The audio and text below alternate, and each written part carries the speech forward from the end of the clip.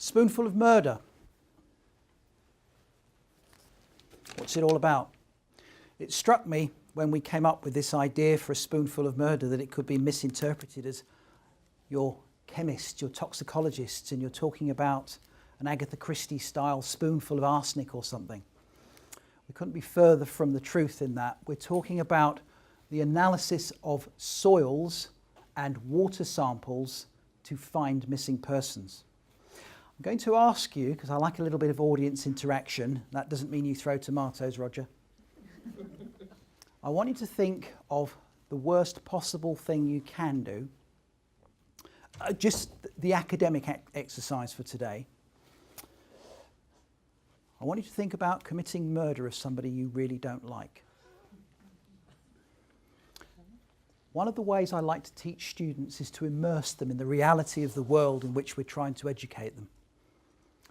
And so I want you to think about that worst possible crime, killing a fellow man, either by accident, and we term it as manslaughter, misadventure, or with malice aforethought and intention, the willful murder and death of a fellow man. Extremely tiring, emotional process to go through. Just thinking about it, never mind committing it. The reason I want you to think about that is that it's something I've had to do for at least a decade, think that way, in order to understand how somebody can go through that process and then have what they call the oh poo moment. Now what do I do with the body? And they try and cut them up, dismember them, or they use other materials, acids, etc. And then they realise that a body is actually a larger thing than they actually thought it was. That expression dead weight is very true. I know it's true because when a student fainted before me in post-mortem before and you go to grab them so they don't hit the floor too hard, dead weight is exactly that, a weight. So you've now got to move them somewhere and dispose of them. You know best the areas that you know best. You know how to get there, you know how to get the body there, and then you have to dig a hole. I would suggest, and I'm not hopefully teaching anybody today how to commit murder and get away with it, quite the opposite. I would suggest you don't use your back garden. I would suggest if you're going into a field, you don't go to the middle of the field, and I would suggest if it's well lit like the side of a motorway, it's probably not the best idea with dash cams and all the rest of it. So you bury that body. First thing you realise is, oh, I need a shovel or a spade or a trowel or something. And then you realise that to get a body in the ground, you actually need quite a length. Even me at 5'7.5". Stop it, Roger. You've got to get me in the ground at least 15 centimetres down as a shallow grave. And then you've got to hope that no one spots that body. With respect, are there any former police officers or serving police officers in the room? I won't be rude to them anyway. No hands went up. Even a first day of the job Bobby would be able to fall over a pile of earth from a freshly dug grave. So it's not something we look at in terms of new burials. We're interested in trying to help our police colleagues in the criminal justice system find the burials of individuals that have been buried for some years, decades if not longer. So the spoonful of murder. The idea is, our aspiration, our hope, is that you'll be able to take some soil from an environment, and you'll see more in a moment. There won't be death by PowerPoint, you'll be pleased to know. It's all photography and video and imagery rather than text. But the idea is that you get intelligence through the police, or you get some other information that suggests that in an area the size of a football pitch, or a wooded area twice the size of a football pitch, intelligence leads you to believe that a body might be buried. Where do you start to dig? Start at one corner, work your way along. We'll look at the strategies currently used. But our aspiration is, audience participation if I may, sir, can I ask you to hold? It's perfectly safe, it's just water. It is. It's whiskey. If I may ask you to hold that, thank you. You can take a spoonful, only a spoonful, in terms of chemistry, of some soil from that area, and that you would be able to identify the chemical signature that would tell you that a body, at least a mammal, is highly likely to be over there or possibly over here, and would save time and money and effort in terms of locating that missing person. So if you wondered what the spoonful of murder was, I've got to return this now to the kitchen. They'll use it for coffee on Tuesday morning and they'll never know what I did with it. The idea is that we can help our police colleagues through the research that we've been conducting here for over a decade to identify the presence or, helpfully, the absence, what a style, thank you, of a body. Equally, bodies go into the water for many reasons. They can go into a lake, pond, slow-flowing or fast-flowing river. And the question then is, can we help our policing colleagues locate that body if it's in there, or if it's not, allow them to move on? And equally, the idea being that one can take a small volume of water and using the analytical chemical techniques that we've been developing here over a number of years, we would be able to say, yes, there's some chemistry that suggests there might be the presence of a body there.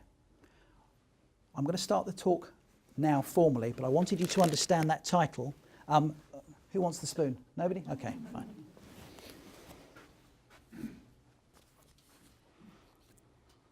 I've been told this can't be a lecture. Sorry, I've already started to lecture you, I apologise. I've been told it has to be a conversation, so I thought I might loosen my tie, and I thought, actually, that's a step too far. Those that know me, tie never gets loosened. So I want it to be a conversation, but I want it to be a celebration. Now, it's a strange topic to have a celebration about murder.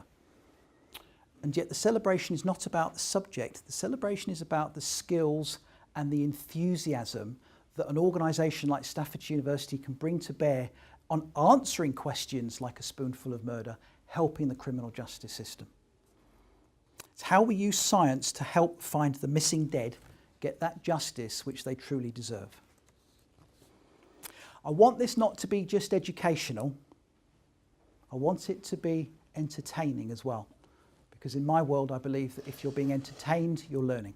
If you're enjoying and you're having fun, then you're learning at the same time. But let me make no mistake, and actually mentioned very briefly, I've been lucky enough, I worked at St Thomas's Hospital, Royal National Orthopaedic Hospital, St Mary's in Paddington, King's College. Have I missed anything out? Yeah, they were closing the hospitals down as I was moving along. I think it must have been something to do with me. But working with those who were sick, those who were dying, and indeed working with the dead and their families, you learn the utmost respect for anybody in that situation. I always say to students, if you really want to upset somebody, be disrespectful to the deceased that is a member of their family. And again, bear in mind that when we talk about any bodies in this talk, they are somebody's daughter, son, mother, brother, father, sister. The most important things in their lives. And if they are missing, I have 3 kids. I cannot imagine the stress they go through. So anything that we can do from the research perspective here at Staffordshire University, we will do it. So they deserve our utmost respect, and we live by this philosophy. That doesn't mean that we hopefully will have a laugh or two during this presentation, because otherwise it's going to be a very dry hour for you. Even with that curry, it won't have been worth coming.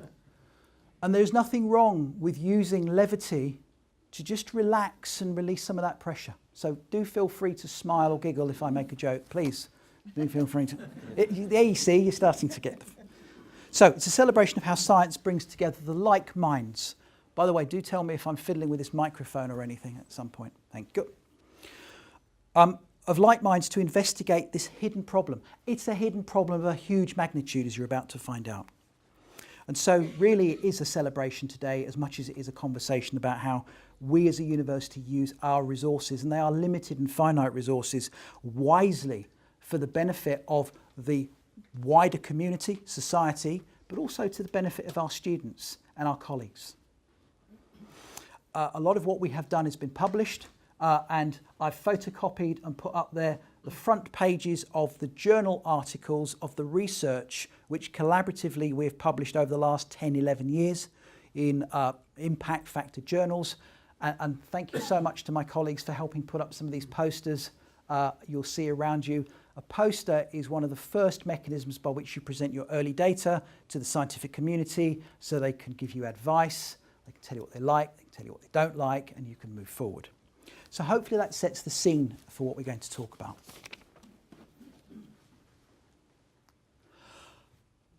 I always put this up, but let me allay your fears now. If you want to see something horrible, go and watch Channel 5 CSI or NCIS, or go onto Google and look for decomposing bodies. I'm not going to show you that tonight.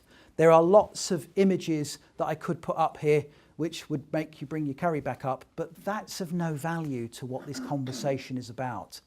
I want you to celebrate the science and the fact that what we're trying to do is to stop bad people doing bad things to good people like us. That's what science and justice is about, what we're trying to do. But I do put that up anyway, because we will be talking about certain things. I have a young man in the audience who I admire greatly already. I want lots of questions from you later on, Jovan. I'm going to start base over apex. I'm going to start at the end by saying the thank yous. I don't do much research anymore. I think about it, I help design it, and I'd like to think in part I help discuss the meaning of the findings and putting them into context. But it's driven by academic colleagues, it's driven by students. And without them, we wouldn't be able to move forward nearly as quickly as we have done. Look at those smiling. Where are you guys? They're at the back there. We've got some of our students from, we're lucky, we've got our students here at Staffordshire University, but we also have some intern students from Belgium, from the Netherlands, and from other countries who come over here. And we love to get them involved in the research we're doing. We give them real world problems, and I can't think of a better real world scientific problem to help solve than trying to identify the presence or absence of a missing person. I'm delighted to say that only 2 days ago, Alison? Yeah. Only 2 days ago, this gentleman, Giorgio, who happens to have the same name as my son, which has caused so many problems for so many years, 2 Giorgios in my life. Giorgio, who joined us as an intern student from the Netherlands, submitted his Doctorate of Philosophy degree subject on chemical detection of non-volatile and semi-volatile decomposition markers to locate clandestine grave sites. Oh, pride. Parental pride almost. That my other Giorgio. Now, I don't want to embarrass them. Yes, I do. I want to embarrass them. Today is also a celebration to say thank you to a lot of people who have inspired me. One of the people is in that photograph, and that would be this lady here. I know, I'm terrible. You bugger, I know. Dr. Alison Davidson, who I've known for, a decade. Yeah. Had the pleasure of teaching and then watched you progress through your degree and your PhD. Alison is without doubt the person who drives the research forward. She doesn't suffer falls gladly, so she doesn't suffer me at all. She moves it forward. Bless her. Okay. There are many other people. There's Vincent, Stephanie, Gabrielle, Samantha. You can read the names as quickly as I can. There's my dear colleague, Dr. Jamie Pringle and Dr. Alistair Ruffle from Queen's University Belfast. I want to get this out there because I want you to understand no one person can do this work alone. No small group of people can do this work alone, and no one institution per se. There are lots of us trying to help the criminal justice system identify new techniques and processes. Your contribution is valued. Right. Enough of that embarrassment. Last time I did a major public lecture was my inaugural, where I talked about a body of evidence. I know it was a long time ago because I've got a photograph of my wife and kids. My kids are now finishing university. They look so young. Why did they have to grow up? Okay. And that was setting out, if you like, the philosophy for what I wanted to do in the coming 5, 6, 10 years. I think we're starting to hit that mark. It's not an easy thing to do this. Let me make it very clear. There is no money to do this work. My son, who's a physicist working down at the Rutherford Appleton Laboratories on his 4th year of his degree, could probably get 100 million euros to go and look for a body, say a black hole in space 100 billion light years from here. No problems. Get it all the time. We have been trying to get money to move this research forward to help find missing persons and develop these techniques for years. But the public service cuts mean that there is no money. It's not that we haven't tried, and we will persevere trying, but every pound, shilling and pennies that we get, we use wisely. So a lot of this comes down to the enthusiasm of the young people that we work with, and being innovative and collaborative.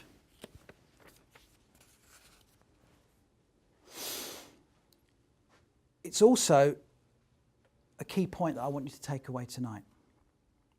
To reach the levels of understanding of the science and the respect by our peers, it takes hard work. Pay rise. I'm going to get that. Yeah, not my... I did say I managed it, didn't say I did it all. It does take perseverance, trust me, we've persevered. It takes a long time to develop these skills. And I'm not talking about me, I'm talking about the community that does this. To earn this hard-won reputation, and science cannot be accomplished overnight. It can't be celebrated overnight. It takes decades for us to do. Now, as part of what we call our burial research group, it's an informal cooperative of anoraks, if you like, who are fascinated about being creepy, about looking at this topic. We've worked innovatively to do that. I'm just going to mention some names briefly. He can't be here tonight, unfortunately, but we have an expert, a former police officer who's done some amazing work with the Madeleine McCann case and with the Jersey Children's Home investigation. And Martin Grimes has been working with one of our MSci students. I don't know if April's here. April's not here tonight. One of our MSci students. Our geophysicists that I mentioned earlier on, Dr. Jamie Pringle and Alistair Ruffle from Queen's. And apologies, I'm awaiting an honoured guest who is Danny Biddle, who when he arrives from Aberystwyth, he's disabled, so we'll need to make some space when he comes in the back possibly. He set up a drone company with his colleague, Adrian Helly. Danny won't mind me sharing this story with you. Danny was on a train on a certain date in London. The date was 7/7. He was standing next to the wrong person at the wrong time. And Danny subsequently in a wheelchair. And when Danny phoned me up and said, we've got a drone company, we'd like to do some work with you trying to find missing persons, and I just want to tell you a bit about me.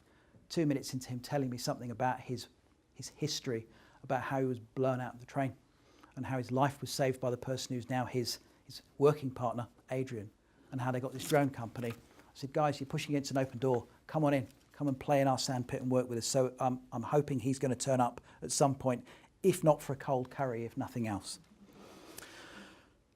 We're also very lucky over the years that our reputation has grown, and we have been acknowledged by the Home Office, the Centre for Applied Science and Technology, which formed a group called the Search Technologies Academic Research Team, the START team. Search Techniques, I beg your pardon. Search Techniques Academic Research Team. They got us all together and they said, guys, we need to find bodies faster, better. We acknowledge that we can use your academic skills. And they're now about to become part of the government's DSTL department, the Defence Science and Technology Laboratory. It's a laboratory that you'll have heard on the news. You may not have acknowledged it, but DSTL, the guys down at Porton Down who are looking at the Shrewsbury incident. Shrewsbury incident? Salisbury, sorry. Shrewsbury's next week. Yes. So we've been working with them, and we're working on a new technique, a new method of identifying how bodies move in water, and I'll talk to you about Fred later on. So, how big is this problem? Well, every year an area the size of Plymouth goes missing. That number of people. The whole of Plymouth goes missing every year in this country. Now, I might suggest that is a bit of an issue. A lot of them go for various reasons. Adults, they wander off. They come back after a period of time. They've resolved whatever their personal, mental issues are, family issues. A lot of them don't. And the suggestion has to be that a large number of those individuals has somehow been murdered and their bodies disposed of in such a way clandestinely that we cannot find them. And having a no-body murder, i.e. a murder where you believe has occurred, but there is no body to move the investigation forward, causes all sorts of issues for our policing colleagues. We have been murdering each other for a very long time, and we do it extremely well. I don't want to labour on that sociological point, but ever since the time of Cain and Abel, right through to all of these names, you'll appreciate these people have been murdering individuals, and the technologies that I'm going to talk about briefly, and some of those that we've been designing, hopefully will help bring those bodies to the fore more quickly and move the investigation along. There's an audio clip here I want to play for you. But a lot of children go missing. Oh, I beg your pardon. Let's do that again. Heavens above. That's it. But a lot of children go missing in heartbreaking circumstances. Well, in the States, there's 800,000 children that have gone missing in the last 12 months. That's 2,000 a day.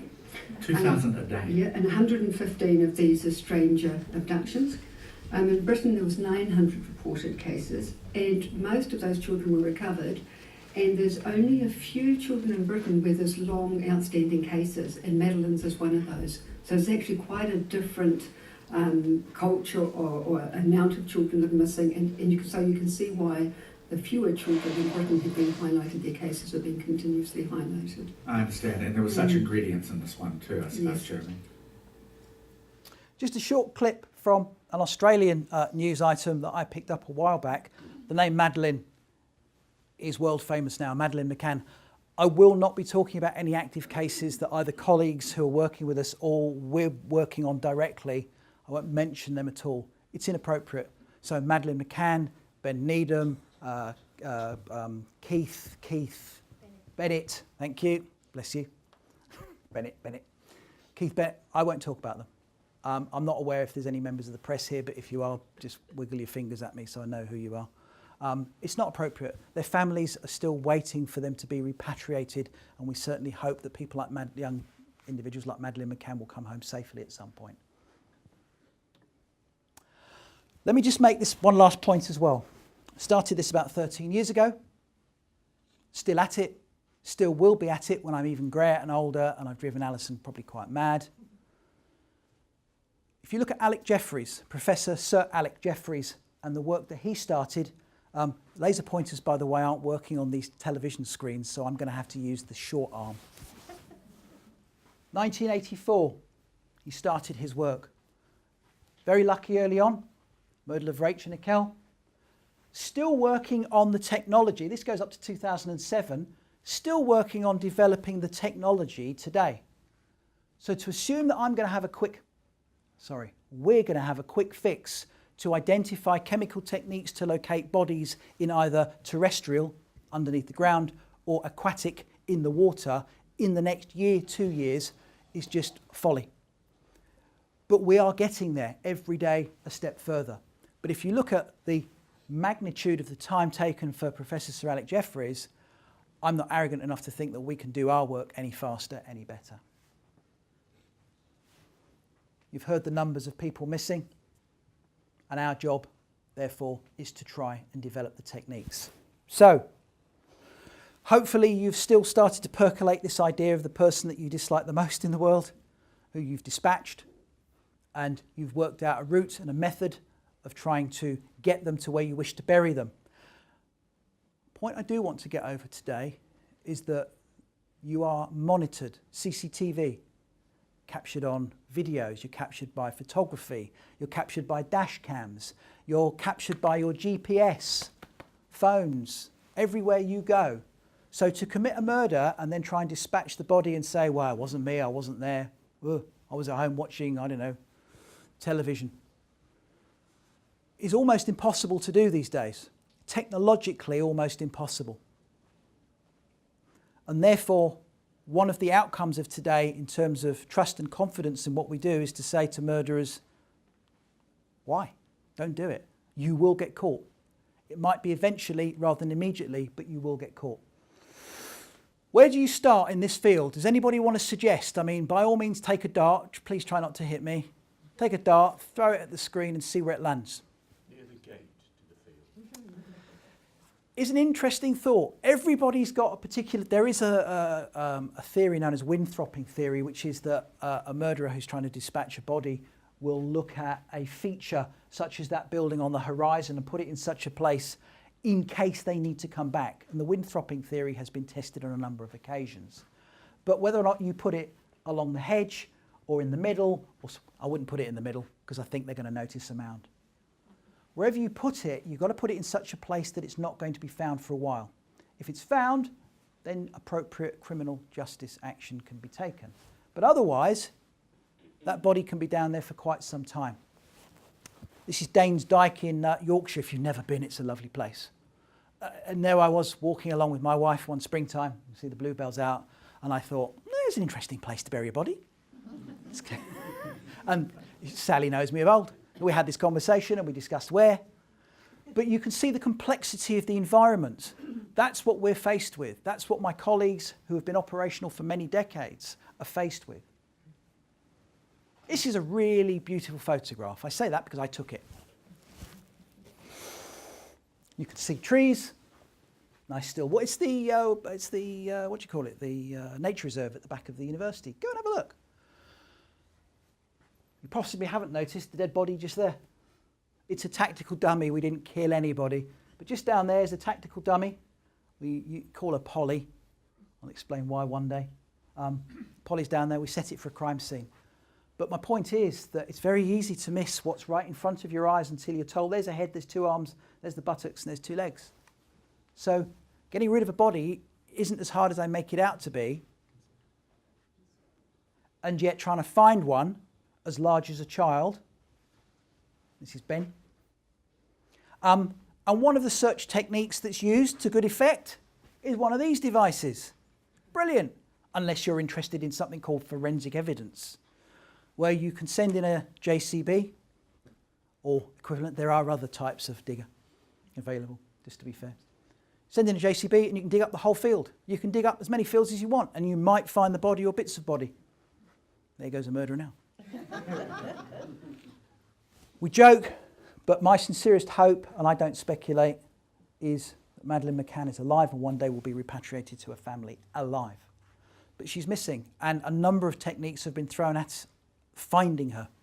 And she goes on. I shall say nothing more about that, but a lot of what we do is driven by these high-profile cases. This is the area, Playa Deluge, where Madeleine McCann was last seen. Okay, I'll give you a shovel, I'll give you a JCB, I'll give you whatever you want, go find her. You start to see the scale of the problem we have. So when I talk to you about a spoonful of murder, it's a big ask, but it's an ask we're willing to take on. So let's just talk about some of the procedures that we use to detect clandestine graves and the limitations. I'm not saying that this technique or these techniques are going to help you find a body and you can get rid of all the other techniques I'm about to mention.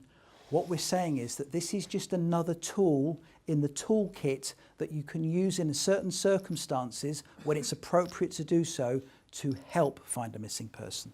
It's not a panacea. Metropolitan Police doing a good job on their hands and knees. I've got a lot of time for the Metropolitan Police, but hands and knees, I would suggest these days, is still not the best method for clandestine burial detection or trace evidence collection.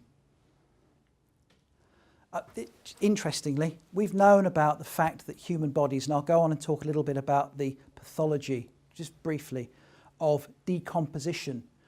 As you sit here now, you're emanating chemicals. You'll be emanating some more later on, but that's because of the curry. But you're giving out a series of chemicals, hormones, gases, etc., that can be detected and identified. That's you in the living state. When you die and you break down, your proteins turn to amino acids, your carbohydrates turn to simpler sugars, and your fats turn to smaller chain fatty acids. All of those chemicals are detectable by some of the amazing equipment that we've got here. And it's those that we look at. But I was lucky enough to be on holiday in Norway with my wife earlier in January. And we went to the Munch Museum and Edvard Munch's Smell of Death going back to 1895. That smell of human death and decomposition is something that once smelled, never forgotten. I think my colleagues here who've been to post-mortems will attest to that fact. And it's those chemicals that partly start us in our research to identify the presence of a body, those volatile organics. This is known as an auger. Those of you of a certain age who used to core apples to make those wonderful stewed apples with raisins, anybody in the audience recognise that? To core out an apple. The device is the same. It's an auger to take soil samples for geophysics. It's used for searching for bodies. It can be terribly embarrassing when you tend to core through a body and pull out a bit of it. And I don't like this technique, but this is one of the techniques that's currently used for detecting bodies. And remember that the talk today is A Spoonful of Murder, the evolving science of body recovery, body detection. So we've got to talk about what we're doing now, where we are now, where we're going to be, and where we want to be in 10 years' time. Well, this is where we are now. This is another way of doing it. It's called getting on your hands and knees with a torch and looking down a dark hole. Works. It's not the best strategy, but you know, these are professionals and they do it all the time. You can really get in the hole and have a good look. I don't mean to be disparaging, but the point I want to make is that these are very fundamental, rudimentary methods of searching for bodies. We need to be faster and smarter and more elegant. Again, just colleagues in Portugal, I think, looking for missing persons. Fred West, Rose West, you all know the story. If you don't, Google it. It's a horrific one. But it's a very interesting one because it was one of the very successful cases where geophorensics, geophysics was used to look in the back garden. You can't say that joke of yours. But it worked. And what my colleague, Dr. Jamie Pringle, who's a forensic geophysicist, said was, senior investigating officer will ask for a technique to be used. If it works, oh, wonderful, brilliant. It's the panacea to all our problems. Next case it's used, it doesn't work. Oh my God, what a load of rubbish that is. Chuck these guys off the scene. That's the problem you have. You're only as good as your last case. It's a bit like being a lecturer. You're only as good as your last lecture. So Fred West. Geophysics worked well for that. And you know about geophysics. You've used it. You've seen it, certainly, in Time Team many, many times. Mobile technology tracking. It's amazing. You've killed that person. Did you think to turn their phone off and take the chip out and the battery out? Did you do the same thing with your phone? Did you take the chip out of your TomTom or your Garmin? If not, they're going to be able to track where you've been to.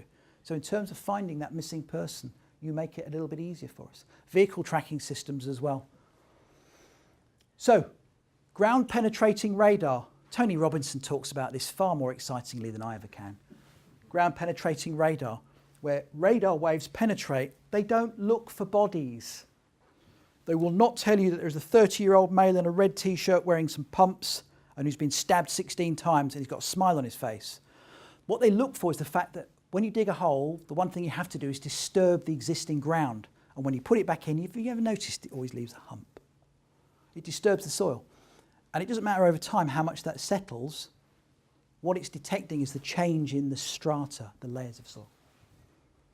Forensic botany, we haven't got time to go into these in detail, but we've got a good colleague called Patricia Wiltshire. And Patricia Wiltshire is famous for a number of cases. There was the murder of the prostitutes in Ipswich and Holly and Jessica, and she used forensic botany to identify their location, where they'd been, how they'd been moved, etc., and linking them to the suspects of those crimes. So forensic botany, extremely useful. My favourite tool at the moment, the JCB. I'm hoping that Sir John Bamford might loan me one if I keep talking about it often enough. I really fancy going down the A50 one day in a JCB. Forensic geophysics. Here's some colleagues from the Home Office, and they're looking at this technique, which is conductivity. They're learning about how it works, and they're trying to improve it all the time. It passes a current through the soil. If there's a disturbance in the soil, i.e. a body, then you can detect that disturbance. But it's a slow process. Just very quickly then, a little bit of science. You bury a body, as you know, you always get a bit of an uneven infill because there's always more. You've disturbed it, it's full of air. Over time, these chemicals that we're going to be talking about, these volatile organic chemicals, are released into the air. The nutrients, because with respect you are nothing more than a grow bag when you're dead, the nutrients you give off, those carbohydrates, those fatty acids, proteins I talked about, will allow variable vegetation growth. So over time you can see from that hump to the development of vegetation, which is more lush because it's been fed, will allow you perhaps to find that body in those early stages.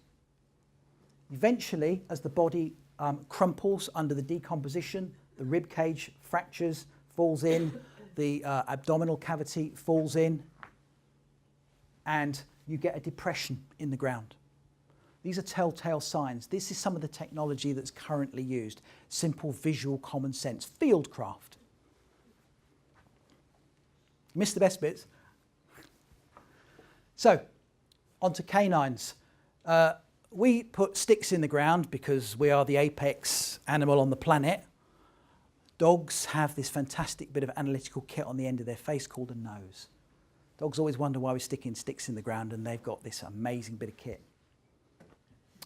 Amazing piece of equipment. I meant to look up on Google, forgive me. I think it's 100,000 times, correct me if I'm wrong, 100,000 times more sensitive sense of smell than we do. And their ability to understand what goes on and interpret it is as valuable as is their detection limit. Now again, one of the things that we've brought into the university is Martin Grime as our honorary research fellow, and Martin's working with the team to identify the doctrine, the philosophy of how we train dogs. His attitude is a good one. If you train a dog to find a pork chop, sit out in a field, it'll find a pork chop. But you're interested in finding a 10-year-old child, not a pork chop. So how we train them, and it used to be by training them on pieces of meat, needs to change. And that means we need to train them on dead human beings of all ages, of different periods of decomposition in different environments. And it's one of those things that only today we were discussing about trying to create a centre whereby we can allow people to come here and understand his doctrine, his philosophy, having worked for the UK police services, but then having gone to America for 6 or 7 years, I think it was, with the FBI and the Justice Department over there, and working on a number of cases and having been shot at and all those weird and wonderful things that happen in America. So, dogs' noses. And this is one of Martin's dogs. We would never allow this in our laboratory. I know Alison's face is going, oh, I wouldn't. Where the dog is looking at this piece of kit, which is called a gas chromatogram mass spectrometer, GC mass spec. And it, we'll talk about it in a bit, you insert a sample. The sample is separated into its chemical fingerprints, and then it's identified by a computer library or by the fact that these fingerprint molecules come out at different times. The dog, on the other hand, is just standing there thinking, I can do that in seconds. Where's my ball? We've got a project called How Low Do You Go? How Low Can You Go? And the question is, how low can we go in terms of our detection limit of the chemicals that we're interested in? And how does, kind of runs in parallel, I'm going to get told off here, kind of runs in parallel to what does the dog do? How does it do it? So we can better understand, because a judge wants to know that when a dog has scented and alerts to the presence of a body, and you dig and there's no body, was there ever a body? Or was the body dumped as a primary dump site and then removed to a secondary site at some point later on when the perpetrator felt more confident? It's a valuable piece of information. It's just a lovely picture of a dog handler working with the dog to try and move it forwards. Now, it's Friday night, so I'm going to run over. Bear with me. A few years ago, Countryfile, we got a knock on the door. Countryfile, we'd like to come and do a piece on you. Okay, fine. And again, I want to emphasise the fact that this is a celebration of work that we're doing here and work that we're doing with colleagues and of how we use students. This was a student of mine from Derby days who I now collaborate with, works in a mortuary in Birmingham, but is fascinated by the decomposition process. And so we went to Keele University where we dug a hole, and I tell you what, John Craven does it a lot better than I do. I'm going to let John Craven talk about this. Oh, who is this gentleman? My colleague, Dr. Roger Summers. This is Michaela Strachan, who at the time was one of the presenters on Countryfile. I don't know what was wrong with me that day. I obviously wasn't having a good day. But using students to conduct some experiments. We were interested in what happens to body implants, knee implants, hip implants, breast implants. As the body decomposes, how can we understand the science of how they change to tell us how long a body's been in the ground? So, Countryfile. We hold the record for having the weirdest piece on Countryfile ever, which isn't bad when you see some of the pieces they hold. I'll let John Craven do the rest. A place of incredible beauty, but it also has its sinister side. Over the years, murderers have exploited the isolation of the countryside to hide the bodies of their victims. But now, new research could provide valuable help to police working on this type of crime. And just to say, some people might find some of the images a little disquieting. Okay, let's do it.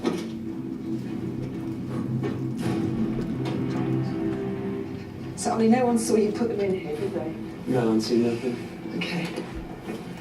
And no one's followed us in? No, no one knows about this place. Here's wasteland, actually. We don't want anyone to know what we're doing, all right? Let's pull them out. Let's see which is which. Now, these are body bags. In here, there aren't dead humans. It's a dead pig. Now, in the grounds of Keele University, a group of scientists are going to bury these pigs as part of a long-term forensic research project. Now, before we go any further, I have to tell you that these pigs weren't killed especially for this experiment. They're actually from a local abattoir, so they were destined for the pot. But instead of being an all-day breakfast, they're going to be laid to rest under a foot of Staffordshire soil. Hi, John. Do you want to sit in the corner? This is John Cassella, who's a professor of forensic education. Now, John, the obvious question to ask is, why are you burying a couple of dead pigs today? We're interested in trying to find out how you identify a clandestine burial where somebody has buried a body. And are pigs close enough to us, then? They're as close as we need them to be for our experiments, and in the United Kingdom we can't use human bodies. And so what can you find out from burying these pigs?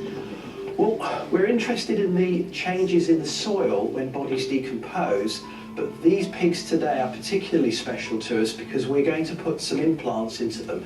And I'm talking about body implants such as hips and knees and elbows, but we also have some breast implants. We're particularly interested in finding out any changes that occur on implants that are put into bodies. That may help us in determining a time since death. John, why have you chosen this area? It's a typical semi-rural environment where somebody would come along, nothing special about it in terms of the soil, and they would want to dig a shallow grave, put the body in and then run. That's Well, my before spot. we bury You our can't pig, it have it. has to have a couple of medical procedures done to it. And Lauren's in charge of that, who's a forensic anthropologist. What are you going to put into it? Right, into this pig, we are going to put a breast implant. Okay. We've also got orthopaedic pins, which will be useful in identifying someone with a certain kind of disease. The other implants we've got are kind of simulated implants. We've got screws which are coated in zinc, which would bolt implants into the bone. And obviously, if you find a body with something like a breast implant, then that narrows down who that body could be. Who that body could be. How useful is this research? Because surely this sort of thing has been researched before. No research has been done on what we're doing today, which is just seeing how implants decompose 18 months down the line or anything like that. How long will all this take on a dead pig? Not very long at all. It's quite simply, we're just going to open it up, push the implants in and sew it back up again, so very quickly. Well, I'm going to unzip the pig, but then I'm going to leave you and John to it because, quite frankly, I'll be more of a hindrance than a help. So over to you. Now, this is Dr. Roger Summers, who's a forensic expert. You've been involved in a lot of crime and burial situations. What does your work actually involve? My work not only has involved in the past investigating murders, but also in more recent times mass disasters such as the tsunami, the Brazilian air crash, and similar situations. And that must be very difficult to identify victims when there are so many people missing. Yes, it is. It is very difficult, and it's knowing where to start. And research such as this will be absolutely vital in the future to assist us in these situations. What's the hardest thing when you are trying to identify victims or find dead bodies? Locating them, because really we've got to locate them, and this what takes an awful lot of time. And so, of course, situations such as this and this type of research is certainly going to speed that whole process up. Well, it looks like our pig has got its implants in and has been sewn up. Now all we've got to do is bury it. I'm going to help put some earth back on top of it. Looks like a good fit. Now, you may have noticed there are two pigs that are going to be buried. The other pig is a control animal, so he can be compared against this pig who's got the implants. Take some photos and then we'll put some over. Ready?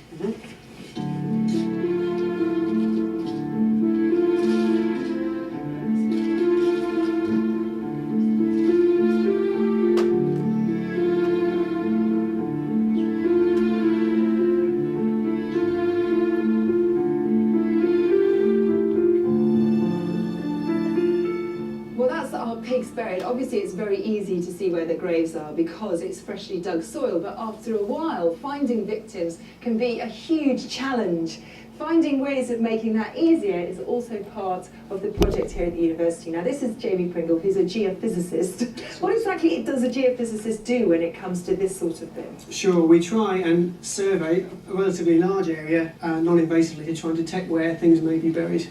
So you've already buried in the past a few pigs around here, haven't you? Indeed, yes. The last couple of years we've done a variety of experiments to look at trying to see which technique is better at detecting where something may be buried, whether it's a pig or animal or human. When soil is disturbed, there's a change in the way it conducts electricity, and the differences can be measured using a special machine. Well, this looks very scientific, this thing. What is it? Okay, this basically measures the bulk ground electrical properties in the ground. So very simply, we have two electrodes, and it will measure the current between those two with the remote probes that are out in the distance there. I could cover the area fairly fast and give you pinpoint various areas that follow up investigators, the archaeologists and the forensic search teams could then dig, and then they could basically say whether there's anything there or not. The research work is still at an early stage, but scientists at Keele and Staffordshire universities believe their findings will provide valuable information for police trying to solve crimes in the British countryside and beyond. And you thought sheep rustling was the worst thing they covered on Countryfile. Here's something much more cheerful. Oh, the calendar. Calendar for 2009. Animals in Action, helping children in need. It's packed with wonderful pictures from a photographic competition. And if you'd like to get one, You're a few years out of date. Very briefly, my colleague, Professor Lorna Dawson, is doing some amazing work in Scotland. Many things that can help the investigator work out what has happened at a crime.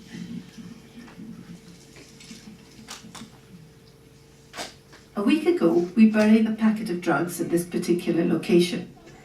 I've taken a new team here today, and they're tasked with seeing if they can find out where these drugs might be buried. As we're approaching the scene, we're looking around for particular clues as to where the perpetrator may have come in. So we're looking for vegetation that might be flattened, disturbances to the soil, maybe a raised profile where there's material that's been buried beneath it. So there is still some signs that there's been some disturbance there. So the first thing would be to secure the scene. After the tape has been secured around the crime scene, the next thing we have to do is to make sure that we've decided on the appropriate route in and to put down the protective plates so that we don't stand or contaminate the crime scene in any way. We make sure we've got the full crime suits, the scene is protected from us contaminating it with anything, and also protects us from any potential contamination that may have been left behind by the perpetrator who's been at the scene. We wear gloves because we don't want to shed any DNA onto the crime scene. We can see a little bit of raised grass here. So what we need to do is carefully lift that turf off and see if there has been a disturbance to that natural soil profile. The mock scene of crime is an approach that we use to carry out research because, as you can imagine, when you have a real case, you cannot do any testing or any experimentation of any of the methodologies at that time. What we're trying to test here is the use of microbial soil forensic science. So that's the use of the microorganisms in the soil as indicators of where someone may have buried something or where someone may have stood. Tell me when to stop, Renat. Please. No, you would actually do this as an archaeological dig. In reality, you would dig down and you would take samples every centimetre you went down. Back in the laboratory, what we'll do is we're going to extract the DNA from this soil. In fact, you know, in a teaspoonful of soil, you've got more microorganisms than you have people on the planet. So there we've got a wealth of information. And what we do with the DNA is we run it through a next generation sequencer.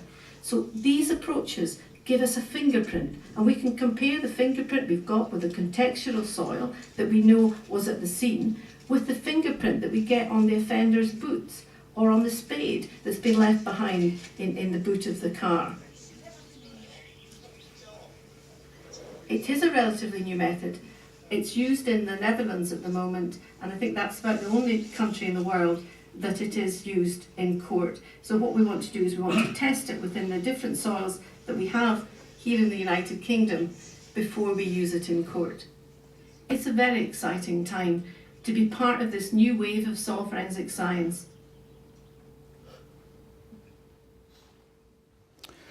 Okay, while this next bit of video is running, it's time to take a knee and just see where we are. We've gone from crawling around on our hands and knees, looking for any signs of the deposition of a body, right through to now where you can see we started to look at some chemistry and we started to look at some DNA technology. So in a short period of time, a lot of good ideas are moving forward.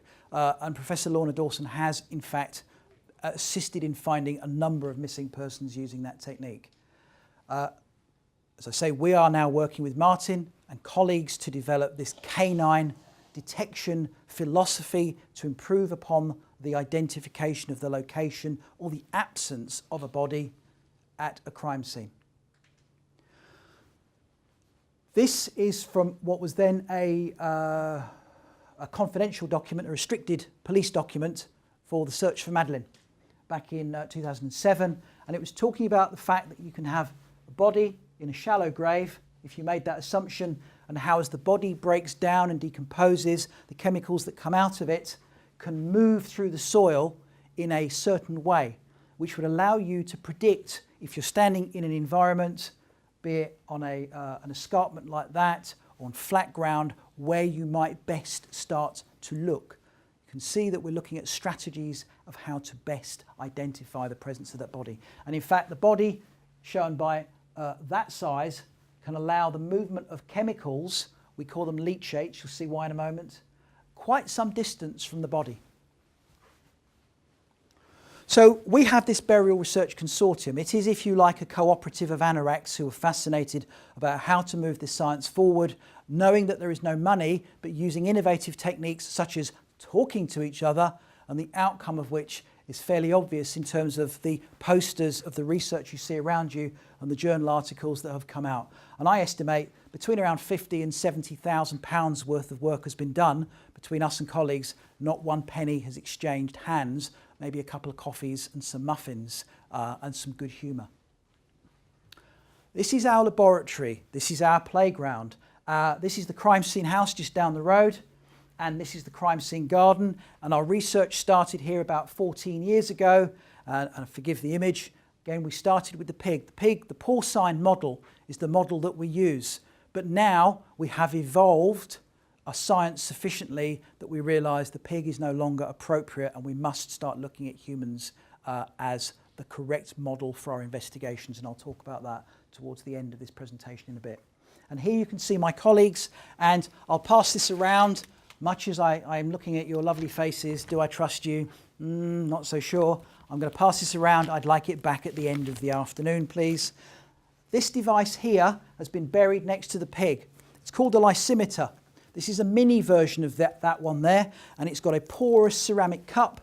And what happens is that any chemicals given off in the ground as a result of the decomposition are sucked into this porous ceramic cup, up this tube, and we can collect them in here. Why? Well, because we don't want to disturb the crime scene by digging the pig up every few weeks to collect the chemicals that we're interested in. And so all we have to do is to leave that little bit of pipework sticking out, and we simply suck up what we call the leachate, or what my colleague calls pig juice. Unfortunate, but a fact. And so you can see us burying the pig there, and this just describes how the Scimitar works, but I think it's far more fun if I pass this around. It's perspex, by the way, it's not glass, so it's very hard to break. You can have a go. Please don't. Alison would like it back. It's about 200 quid's worth? Yeah, we know where you live, and we know how to bury the bodies. Okay, so we published our initial results in Forensic Science International. But something I'm really delighted to say, because the talk, remember, is about the evolving science of body recovery. And I have to thank Maria at the back there, if she's at the back, for the term evolving. We were trying to think of a word or something that would describe and evoke the the changes that have occurred in what we have been doing, and evolution is a good one. We are evolving in our understanding of finding missing persons. And we've gone from that previous paper back in 2010 to the first publication of an actual homicide case. Analysis of soil following the search and recovery of a cold case homicide grave, potential implications for police-led open area ground searches for burials. Not the shortest, sweetest title, I appreciate.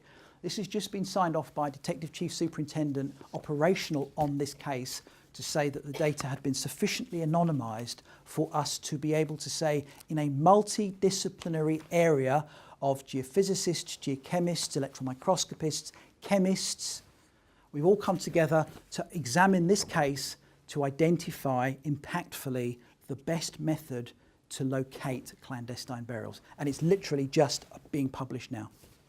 So, hot off the press, as they say. Right, there are two chemicals. I wanted to bring them in, but I knew that health and safety would smack me on the wrists. One's called putrescine, one's called cadaverine. Putrescine after the word putrescence, death. Cadaverine after the word cadaver, the body. Lovely little bottles of chemicals, pure chemicals. They smell wonderful to me, but you would probably think they probably don't. Is that word creepy coming in there, Karen? So putrescine and cadaverine we've identified as two really interesting chemicals given off in the studies that we've done on the pig. Now lots of other groups have looked at other chemicals, but we've focused on these bioamines. There's a third one called methylamine, which comes up a poor third, but we're interested in these biomarkers. If we can detect them in there or in there, then we're starting to feel more confident that we can offer the intelligence to our policing colleagues to say, these are interesting areas for which you might wish to search in priority. Okay. Moving on to some cases then in the last 10, 15 minutes. Am I allowed to? If you get bored, just yawn a bit and I'll know. I always look for two things with students, molars and eyelids. If I can see their molars, then they're yawning their heads off. And if I can see their eyelids and they've closed their eyes, I've noticed the curry's got to a few of you, there's the odd head going occasionally. That's probably me more than the curry. Cops in fresh dig for missing girls. This is an active case. 6 women are missing in Ireland. We were contacted and asked if we could help find them. I've obviously pixelated out the faces. The individual is currently in jail for the rape, sexual assault and murder of a number of individuals, but there are 6 missing. Those are 6 women that we would like to repatriate to their families and move the criminal justice system forward. I don't know where you've buried your body, but this man, I'll give you his first name, Frank. Frank's buried these bodies somewhere here, maybe. That's where we had to go search. We had a good look. There's a video coming up here, a clip. I run it a couple of times, it's quite short. This isn't Frank. This is one of our colleagues showing how easy it was to hide a body in this dike, this culvert of water. Yep. There it goes. I'll play that back again if it will let me. Okay. That's a young woman about to go missing. Yep. Simple as that. I don't know where you buried your body, but he found the right spot. That's about 2 miles long, that area, to search. We looked at the water samples. We were unable to help find the presence. Does that mean that there was no body there and that technique works? Or there's a body there, but the limit of detection of the chemical wasn't good enough? We don't know. That's what adds to our frustration. So we keep searching. Another case, Alison knows well, one of our colleagues, Alistair Ruffle, the gentleman at the front, he runs his ground penetrating radar. And you're thinking, ground, water, how does that work? Well, put ground penetrating radar on a boat and it works just the same. It doesn't distinguish. It's looking for disturbances under the water as much as it's looking for disturbances under the soil. There's a lovely one which I haven't got of a dog on the front of one of these ribs and it's just sniffing the air. Works just as well. So Alistair searches, and when he finds an interesting area, and this is some of his radar imagery showing surface and just a hint of something. These guys work magic and they understand how this works. A hint of something. That's where they sample. and they've sent us these water samples, and we've had some interesting data coming out where you've got a control aquatic environment and the one that we're interested in, and we've been looking not at these bioamines in this particular case, but other chemicals, chlorides, nitrates, phosphates, thiosulfates, to try and get this chemical marker of the presence of a body. I'll say no more about this case for the moment though. But thank you to, again, students who've done this analysis. Obviously we monitor what they do. It's got to be accurate, precise, robust. It's got to be appropriate, because guys, if you didn't know it, 20 years from now you could get called into a UK court to give evidence. Yeah, they do know that because I have told them. And that's the pressure that's on them and on us to get it right. You know what? That pales into insignificance of the pressure of looking into the face of a family that wants their family member returned. I won't tell you where this is, in Yorkshire. I'm looking at Alison just to say, yeah, Yorkshire. Yeah, in Yorkshire, this gentleman murdered a lady and buried her for some 12 years. And he buried her near some rocks. I have to say, brave man, because if you think it's hard to stick a shovel in some soft soil, when you've got all this rock around, you can hit rock very easily and find that you can't go down more than a couple of inches. But he managed to find a space. He buried her. She was down there for 12 years. We got the soil sample from under where the body was recovered. Why they found the body? Well, because we can test our techniques. We know there was a body there. Our techniques should show the presence of these chemicals that we're interested in order to say, yes, there's quality control. Interestingly, I don't know if I've got the next image. No, I haven't got it on there. There's quite a slope. And some of Giorgio's work, that PhD student I mentioned, if you've got this leachate, this chemical running through the soil, and you've got a slope, common sense suggests it might go downhill. Gravity, common sense. Giorgio identified the presence of some interesting markers uphill. And dogs have alerted uphill and upstream of buried bodies in the past. And so you can see how we're starting to marry the science of what the chemistry is finding to what the dogs have been alerting to.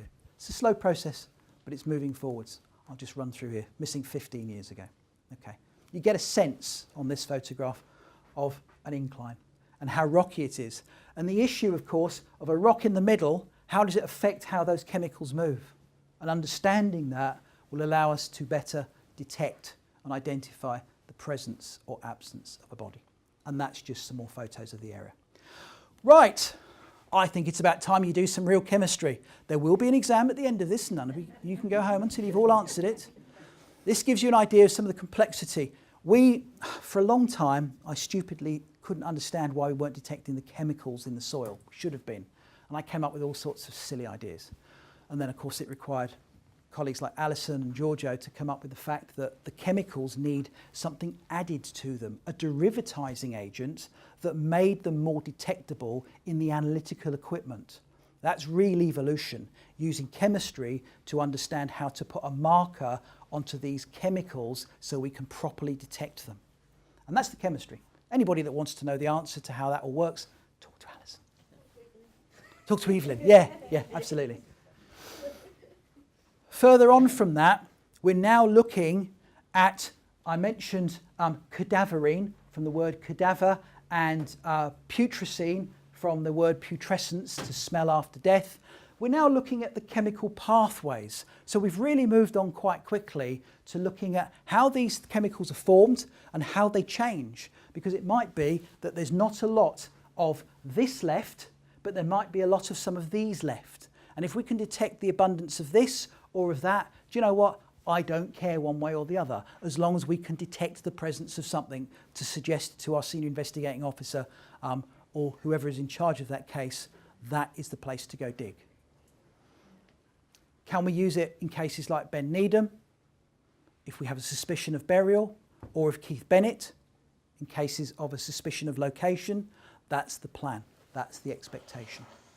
Right, I'll rattle through these because here I really want to get onto this celebration that I keep talking about of good science helping move forward criminal justice for good people like yourselves. Students have come up with ideas for projects asking very specific questions, and they present that research. In this case, it was Alex Langley I don't know who this guy is here, Alex Langley, Alison, Giorgio the PhD student, and one of our colleagues who's not here today, Liz Deakin. And it was about looking at decomposition in the water. Everything we do starts in a laboratory, and then we take it out into the real world to see how well it works. And when it doesn't work, we bring it back into the laboratory and we test it again. Poster, again, you can see those that's the lake that we were talking about in that Irish case. And again, one of our students doing his research and presenting it. It's me just emphasising the fact that doing research and not publishing it so the whole world can see it is pointless. The whole world has to see it. Our policing colleagues, our academic colleagues, anybody that needs to. There is always the concern that we're informing murderers about what we're doing and how they can potentially escape identification by knowing and being one step ahead of us. Right. Okay. Just briefly then to show you some of the equipment we've got. We have a laboratory that Alison looks after, and in it we have some very nice toys. I use that word toys generously. They're not toys. They're extremely sensitive, hugely expensive pieces of equipment, and woe betide you, who am I looking at, if you damage it or put them offline for any period of time. I used to use the argument on open days that if you've got a solid, a liquid or a gas, solid, liquid or gas, and you don't know what it is, in theory, you should be able to bring it into the laboratory, and in theory, we should be able to tell you approximately what that solid, liquid or gas is. We can identify it, and that's what you need to understand, that we use this chemistry here, the chemical equipment, to understand the chemicals that we get out from our pig graves and from our other environments, from our criminal cases. So gas chromatography mass spectrometry rolls off the tongue, GCMS. What's that worth these days? I mean, you could get an entry-level one for 60,000 and you can get a really good one for a cool $250,000. Anybody got 250 grand on them? No, okay. It's a Ferrari sitting on a bench, and it has to be used appropriately in order to get the best out of it.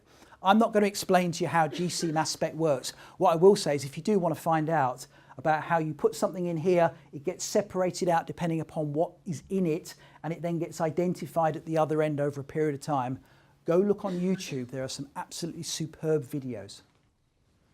One of the other experiments, and I'm going to come on briefly to the hub and spoke model of research that Alison came up with for what we're doing, is I was fascinated by body goes into water, and the Home Office said, look, we've got these bodies. We had 2 bodies last year, one in the Trent and one in the Medway.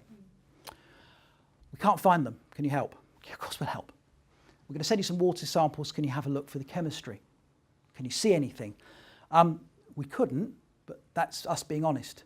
But then we realised with something like a large river with a large flow, how many hundreds of thousands of litres of water per unit second are flowing through. So what are the chances of detecting those very low levels? But it's about us knowing our limitations as much as us bragging about our successes.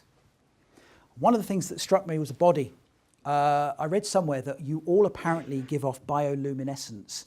So a bit of homework for you. Go home, go into your bedrooms, take all your clothes off with the light off and look in the mirror and see if you see any glow. If you don't, it doesn't matter, you still had some fun anyway. But, oh, it all just caught on. If there's bioluminescence in the living, as the chemistry breaks down, do you get this luminescence if you can illuminate it with the right wavelength of light?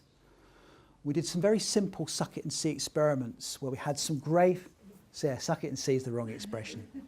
We did some very simple experiments where what we did was we had some water samples from some graves that we had access to and from some decomposing pig tissue, and we shone some wavelengths of light. We used some laser lights, and lo and behold, the thing lit up like a Christmas tree. Point being that our colleagues at the Home Office are very interested because, as you can see here, this is Abby, and she's got a class 4 laser, the most powerful type of laser you can get. It's small, it's hugely expensive, it's experimental.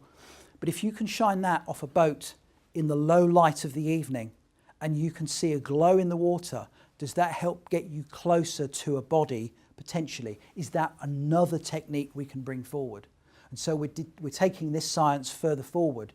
But it's amazing the results that we've managed to get so far. And at some point we want to get a laser and a dual beam LED onto a boat. Of course, the problems we have is as soon as you shine a class 4 laser into the water, we have to be very careful about overpassing aircraft, and any shiny material, any reflective material in the water could result in that laser light bouncing back up and blinding anybody instantaneously. So we're devising a technique about how we can illuminate the water, just the area we're looking at, possibly with a slightly lower power laser using night vision goggles. Very exciting piece of work. But if that helps us find a body, because the body that we couldn't find had been in that river for 10 weeks. 10 weeks missing. And of course the decomposition, and therefore understanding who they were, how they came to be there, when they came to be there, why they came to be there, and the cause and manner of their death became so much more confusing for the police investigations. So all of these chemicals given off by a body allow us to evolve the scientific techniques that we're interested in looking at.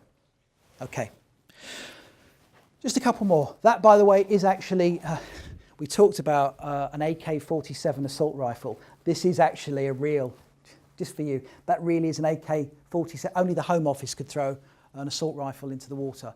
The Centre for Applied Science and Technology, Search Techniques Academic Research Team are developing their techniques for search. And so they threw some machetes, some assault weapons, a body, not a real one in a minute, and some other bits and pieces into this lake in Welwyn Garden City and said, do you fancy coming down spending a day on the water with us? Yeah, why not? Absolutely. That's Fred. That's Fred version 1. Fred is a dynamic model that is going to be integrated with a lot of very clever kit that will tell us how it rotates, how it moves, how it's gone down, how it moves up, in order that we can understand how a body moves. Because if we've got some idea where the body is, then we can start to use some of our chemical techniques to help narrow down exactly where it is. At the moment, we don't know how bodies move in rivers. And the only way that's been done in the past, I think they've had something like a ball, a coloured ball, you've chucked it in and they've followed it.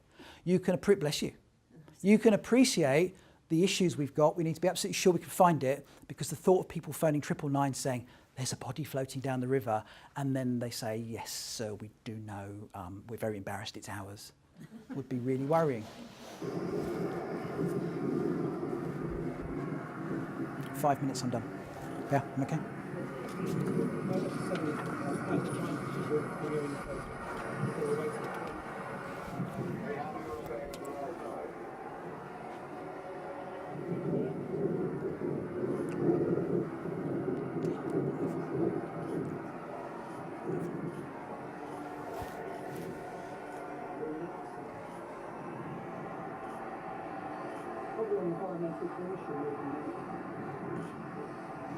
As we were doing this, they came to realise that there were police. There's a drone. You'll see a drone in this corner capturing all this. It's a police drone. A lot of interested people started to wander around, and they weren't interested in the science. Started to wonder how many of them were worried about what they dumped in there that they thought we were looking for. Okay, moving on very quickly. So you can put all this technology on the front of a boat, and that is all the developing, evolving science, moving it forward. Right, just too good. I had to put your photo up again. Sorry guys, what can I say? Look, these guys are the engine that drives the machinery of what we do. They present their research, and thanks to colleagues for taking them to conferences and meetings. Some of our students start off and have moved on and got PhDs and moved on into lectureships. Giorgio, I've mentioned previously. Hey, happy smiley faces. We've done some research with University College Cork in looking at the decomposition of their anatomical cadavers to understand how the chemistry of cadavers in that anatomical dissection environment changes. We've looked not just at the bodies and the geophysics and the chemistry, we've also looked at the organisms in the water. I have a PhD student looking at the microbiology of drowning. And can you tell where somebody went in, how long they've been in there, what season it was, etc., at which point they died. We've had our students presenting at the Houses of Parliament, in the Posters in Parliament conference on a number of occasions, across a number of areas of science. Let me just add, Laura's had some of her students presenting as well. Our students presenting our research to the government. How wonderful is that? And there's Vincent talking to some people at at that conference, at that meeting. Very briefly then, hub and spoke. Alison came up with this brilliant idea. We had lots of students doing lots of different things. Let's have one experiment. And each of the students takes that one experiment and examines it from a different area. It might be gas chromatography mass spectrometry. It might be fluorimetry. It might be atomic absorption spectrometry. It might be ion chromatography. Yeah, I remembered. Yeah. Sorry, it's the tablets. Whatever techniques they're using, they each give us a glimpse into that corner of a dark room, of a different angle, that help us build a three-dimensional understanding of what happens to a body in the ground or in the water over time and how we might best find them. Importantly, with the hub and spoke model, they're all doing their own work. They can't collude, but they can collaborate. They get peer-to-peer support, so they don't feel isolated. And it's real world, and it works brilliantly. And so you have that central, God, this doesn't work. You have that central question, and each student has their own area which they bring something back to the table. Right, last bit. Now she's giving me that look that says, these guys want to go home. It's Easter. If you go to trial too early, have we ever taken this stuff to trial, this data? No, we won't, because we're not robustly confident that you can present it to be valuable to a judge and a jury at this point. When the police ask us for help, we help. We will offer intelligence, not evidence. This chap, Professor Arpad Vass, has been looking since 1970-something at detecting the smell of death using a variety of different bits of kit to suck up these volatile chemicals and identify them. And his latest bit of kit is called Labrador, lightweight analyzer for buried remains and decomposition odour recognition.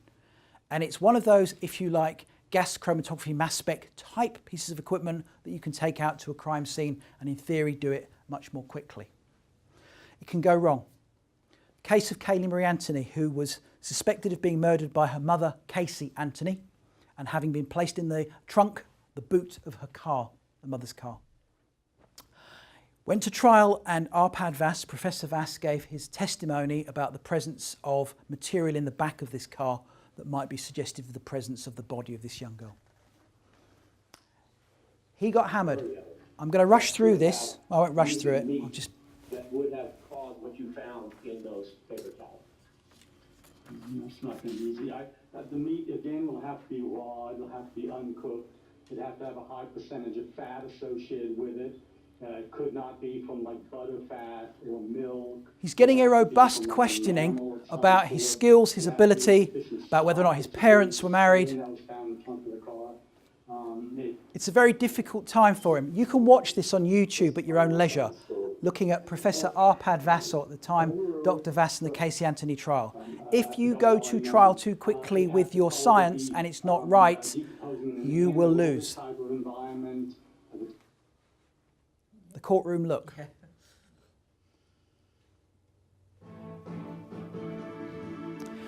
Somebody's put this on YouTube. It's very disingenuous. You'll see why in about 20 seconds' time. Reputation is everything, and to damage the reputation of the organisation you work for is unacceptable. So we're being very careful about what we do and what we say. And actually this public lecture is one of those first opportunities to talk about what we've done.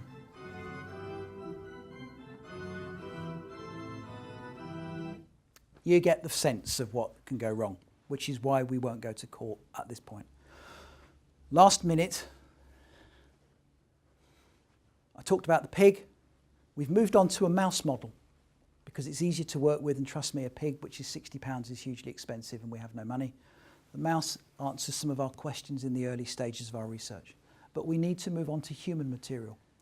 In America, they have 7 or 8 facilities. In Australia, my good colleague, Professor Sherry Forbes, has opened a federal facility, a body farm, where people, compos mentis, donate their body post-mortem to decompose, to break down, and for the research.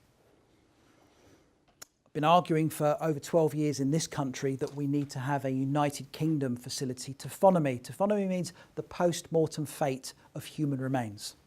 A taphonomy facility in this country. Many, many people contact me regularly to say, I am dying. I cannot be accepted for human dissection, for prosection, for anatomical dissection in medical schools because I'm missing a limb, or I had a kidney out, or I'm dying of cancer, and I would like to do something other than just put my mortal remains into the ground. Can you help?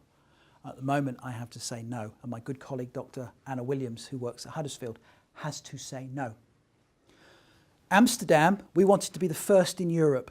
Why? Because in America, they've got a different climate, different geography, different geology. Australia, different geography, different geology, different climate. England's very different. We need not one, but many.